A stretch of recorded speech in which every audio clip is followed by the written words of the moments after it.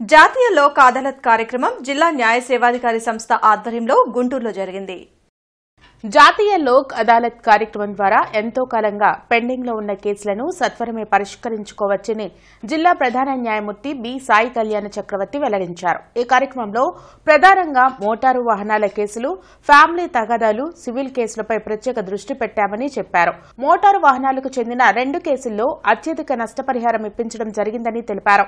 Doctor car ప్రమాదం విషయంపై వారి కుటుంబ సభ్యులకు 1,40,00,000 చెక్కును అందజేశామని, మరో కేసులో 1,10,00,000 చెక్కును ఇవ్వడం జరిగిందని చెప్పారు. ప్రతి కక్షిదారులు తమ కేసులు సత్వరమే పరిష్కరించుకోవాలంటే లోక్ అదాలత్ లో పాల్గొనాలని సూచించారు. ఈ కార్యక్రమంలో కక్షిదారులు, న్యాయవాదులు పాల్గొన్నారు. చాలా మంది కక్షిదారులకు దీని మూలంగా చాలా లాభం జరుగుతుందని అనుకుంటున్నాము.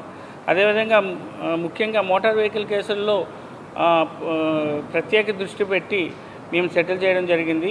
ఈ క్రమంలో మేము 2 కేసులు సెటిల్ చేశాము, పెద్ద కేసులు. దాంట్లో ఒకరికి 1,40,00,000, ఇంకొకరికి 1,10,00,000 నష్టపరిహారంగా ఇప్పించడం జరుగుతుందండి.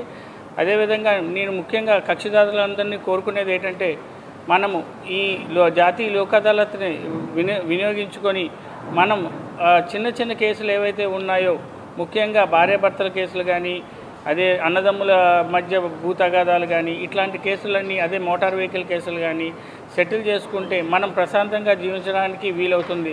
అందుకని అందరి కక్షిదారులకి నా విన్నపం ఏంటంటే, మీరందరూ ఈ లోక్ అదాలత్ని సద్వినియోగపరచుకొని తమ కేసులను పరిష్కరించుకొని ప్రశాంతంగా జీవిస్తారు.